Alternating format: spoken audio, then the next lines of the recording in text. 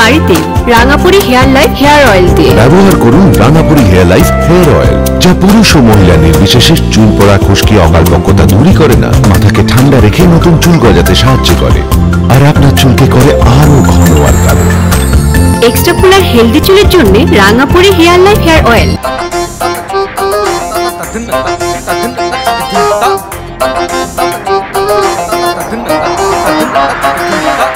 ইট পাথরের দেয়ালের মাঝে থাকে এক অসম দিলওয়ালা,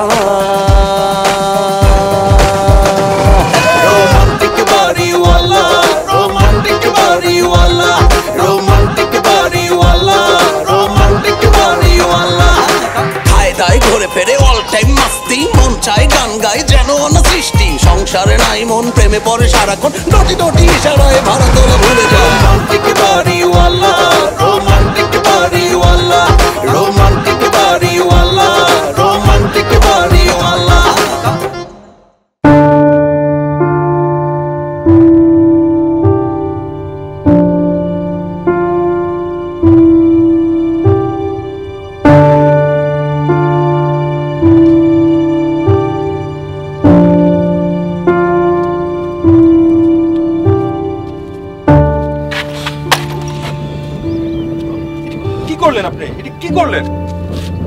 কি করলেন আপনি? সরি ভাই, আমি আসলে খেয়াল করিনি। আপনি কিছু মনে করবেন না প্লিজ। আপনি আমার সর্বনাশ করে বললেন কিছু মনে করব না। সরি ভাই, মানে আচ্ছা আপনি যদি কিছু মনে না করেন, আপনার ওষুধের দাম কত বলেন, আমি দিয়ে দিচ্ছি। তাতেও যে আমার সমস্যার সমাধান হবে না ভাই। বুঝলাম না ভাই। ভাই, আমি একটা গার্মেন্টসে জব করি, ঘরে মা আমার অসুস্থ। প্রায় এই কাজে কথা বলে আমি আমার মাকে ওষুধ খাইয়ে আসি, কিন্তু আমার হাতে 20 মিনিট সময় আছে।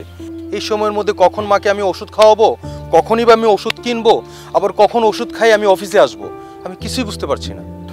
সরি ভাই, আমি আসলে খুব অন্যায় করে ফেলেছি। আপনি এক কাজ করেন, আপনার বাসার ঠিকানাটা দিন আমাকে, আমি নিজে ওষুধ কিনে নিয়ে গিয়ে আপনার মাকে খাইয়ে আসবো। কি বললেন ভাই? আপনি সত্যি এমনটা করবেন? কেন করবো না, আমারও তো বাসায় মা আছে, আর আপনার মায়ের প্রতি ভালোবাসা দেখে আমার ভীষণ ভালো লেগেছে। আপনি আপনার বাসার ঠিকানাটা আমাকে দিন। বাহ, দোয়া করবেন সারা জীবন যেন মায়ের এইভাবে সেবা করতে পারি। অবশ্যই। আপনি তাহলে অফিসে যান, আমি আপনার মায়ের জন্য ওষুধ কিনে নিয়ে আসি। না ভাই, আপনাকে কষ্ট করতে হবে না। আপনার কথা শুনে আমার অনেক ভালো লেগেছে। আমি যাই, আমি মায়ের ওষুধটা কিনে নিয়ে আসি। আরে আরে শুনেন না ভাই, আমি কি আশ্চর্য, টাকাটা পর্যন্ত নিল না, এভাবে আমাকে ঋণী করে চলে গেল। আপনার মতো যদি সব মানুষ এরকম করে ভাবতো, মাকে ভালোবাসতো, তাহলে আর কোনো মায়ের বুকে দুঃখ থাকতো না।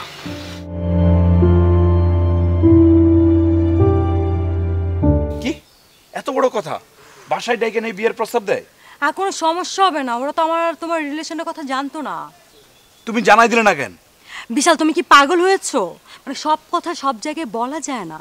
ও, তার মানে তোমার মনের ভিতরে পুতু পুতু ভাব আছে না? ঠিক আছে, যাও না, রফিক সাহেবের শালার গলার মধ্যে মালাটা পরায় আসো। আমি কে তোমার যে আমার জন্য তুমি চিন্তা করবা? তুমি এরকম ছোট মানুষের মতো বিহেভিয়ার করছো কেন? আচ্ছা, আমার মনে যদি কোনো প্যাচগুজ থাকতো, তাহলে কি আমি সাথে সাথে কথাটা এসে তোমাকে জানাতাম? কি হতো বলো, জানাতাম আমি তোমাকে। আচ্ছা ঠিক আছে, তা না হয় মানলাম, কিন্তু তোমার উচিত ছিল কি সাথে সাথে প্রতিবাদ করা, মায়া ভাবিকে বলে দেওয়া, তাহলে তো পরবর্তীতে এই সুযোগ হবে না। আর কোনো কিছুই হবে না পরবর্তীতে, আমি তোমাকে কথা দিচ্ছি। পাগল একটা। কে পাগল ম্যাডাম? ও গড, তোমরা দুজনেই পাগল। আরে স্যার, ম্যাডাম আমাকে দুইজনরে পাগল বললো কেন? আরে পাগল, আর ও নিজে একটা পাগল, তো পাগল বলবে না? যে যেমন সে তেমনি তো বলবে। স্যার, সত্যি সত্যি কি তাহলে ম্যাডামের মাথায় গন্ডগোল আছে নাকি? হ্যাঁ শোনো, এই বিষয়টা নিয়ে তোমার টেনশন করতে হবে না। এই বিষয়টা আমি তোমার ম্যাডামের সাথে ঠিকঠাক করে নেব, ওকে? শোনো মন্টু। জি স্যার। আমার একটা কাজ করে দিতে পারবা? বলেন কি স্যার, আপনি যা বলবেন তুলির সাথে করে দেব। একজন রে ছলে বলে কলে কৌশলে যেভাবেই পারো এই বাড়ি থেকে তুমি বের করে দিবা, এমনভাবে বের করবা যেন কেউ টেরও না পায়, পারবা? আর ও যেন কোনোভাবে কোনো দিন এই বাসায় ঢুকতে না পারে।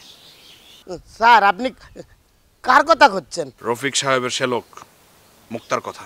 কেন স্যার, ও ও ও কি করছে? আরে কি করে নাই সে, তোমার ম্যাডাম রত্নার দিকে সে নজর দিছে, হাত বাড়াইছে। বলেন কি স্যার? ও তো কিছুদিন মেঘলার সাথেও হাসে হাসে কথা কইছে।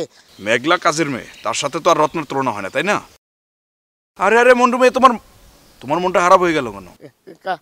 কাজের মেয়ে হলেও মেঘলা তো একটা মানুষ, তাই না স্যার? আচ্ছা, তার মানে কি মন্টু প্লাস মেঘলা? হ্যাঁ, মেঘলা প্লাস মন্টু, তাই তো? হ্যাঁ স্যার, আপনি কোনো চিন্তা করবেন না, আপনার কাজ আমি করে দেবো। তুমি চিন্তা করো না, যেই কোনো বিপদ আপদে তুমি আমার সাহায্য পাইবা, ঠিক আছে? গেলাম। হ্যাঁ জি স্যার, আসসালামু আলাইকুম। ওরে, আমার পাশে একজনে তো পাইছি, স্যারও একদিন না একদিন আমার পক্ষে থাকবে ইনশাল্লাহ।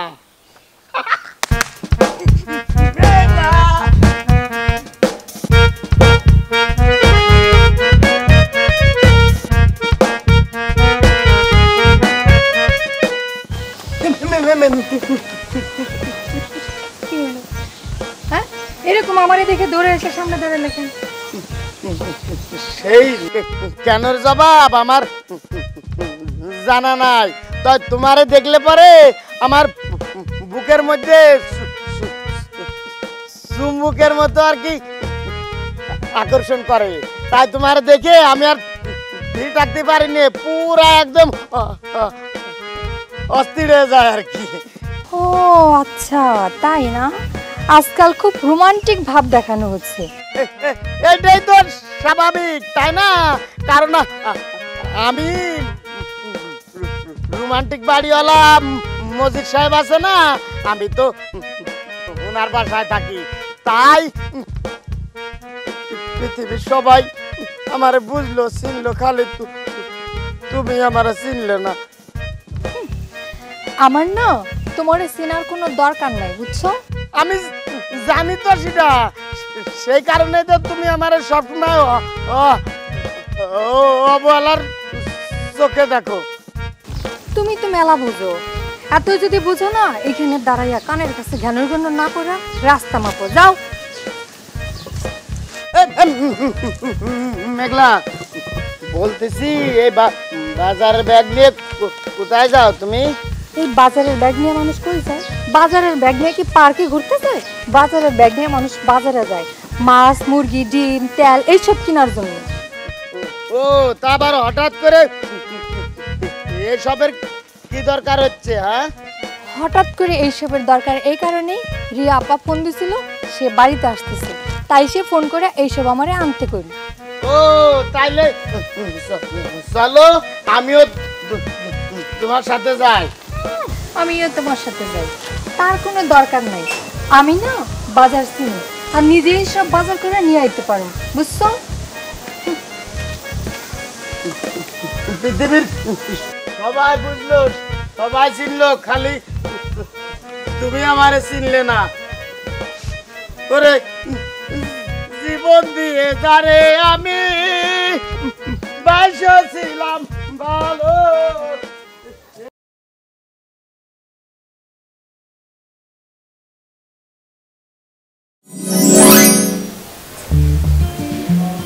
আমি খুলছি, একদম ব্যথা পাবে না, দেখো। বাহ,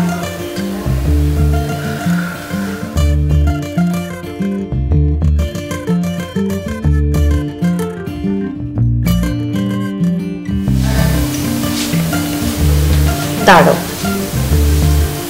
বাহ, আল্লাহ তাআলার অশেষ রহমত, অল্পতেই তুমি রক্ষা পেয়েছো। তোমাকে তো আমি আগেই বলেছিলাম আমার কিচ্ছু হয়নি, কিন্তু তুমি তো একদম সারা বাড়ি অস্থির করে ফেলেছো। কি যে বলো না তুমি, এত বড় একটা আঘাত পেয়েছো, আর আমি বুঝি শান্তিতে থাকবো? আমিও কি কদিন শান্তিতে ছিলাম? তোমার চোখের পানি, মনটা খারাপ দেখে। কবিতা, বলো। তুমি আমাকে অনেক বেশি ভালোবাসো, তাই না?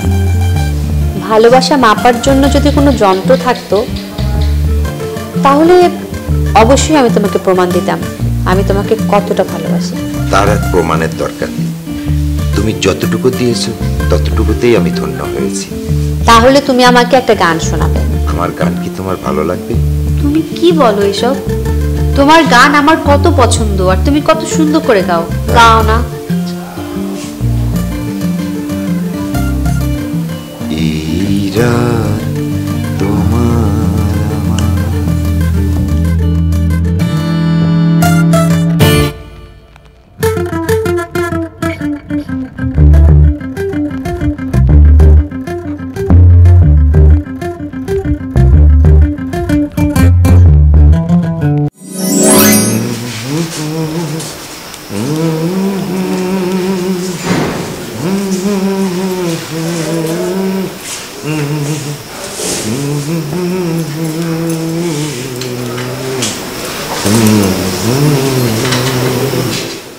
বাহ, মনটা বেশ ফুরফুরে মনে হচ্ছে। সাত সকালে খুব চমৎকার একটি গান গাচ্ছে।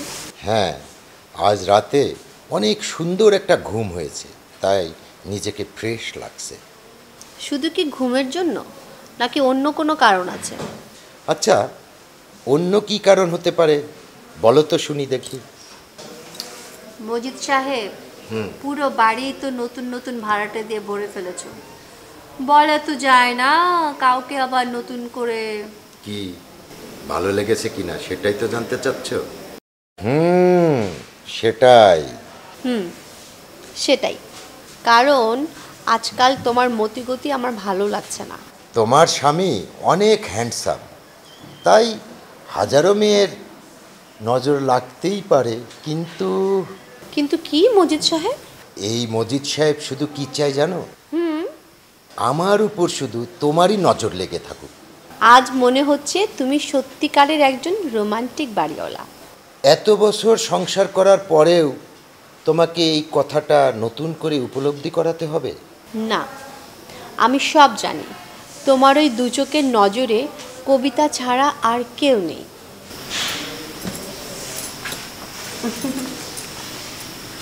তোমার চোখে হারিয়ে গেছে আমার যত ভাষা, সারা জীবন আগলে রেখো মোরে দিয়ে ভালোবাসা। সেটা তোমাকে বলতে হবে না, আমি আমৃত্যু তোমাকেই ভালোবেসে যাব। কিন্তু আপাতত হাতটা ছাড়ো, আমি এখন অন্য একজনকে ভালোবাসতে যাচ্ছি। মানে কি? আমি এখানে থাকতেই তুমি অন্যজনকে ভালোবাসতে যাচ্ছ মানে? মানে খুব সহজ। এত সুন্দর গাছগুলোর পরিচর্যা কে করবে? আমাকেই তো করতে হবে, আর কেউ আছে?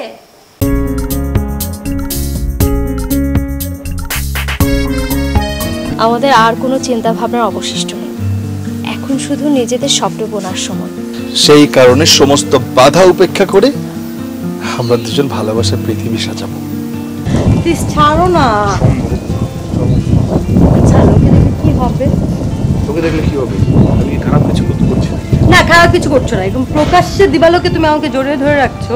খারাপ কিছু করছো না, তুমি হিরো হয়েছো। হ্যাঁ, কেন ফিল্মের হিরোরা হিরোইনদেরকে জড়ায় ধরে রাখে না, তো আমি তাহলে সমস্যা কোথায়? হাই হাই রে, বিশাল করছে কি, রত্নারে জড়ায় ধরে রাখছে। কোনো সমস্যা নাই, ছাড়ো। আরে ছাড়ো, আল্লাহ মুজিব ভাই ছাড়ো।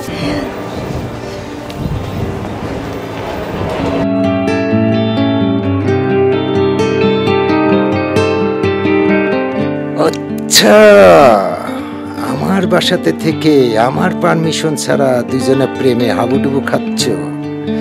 দাঁড়াও, এইবার মজা দেখাচ্ছি, ওয়েট অ্যান্ড সি।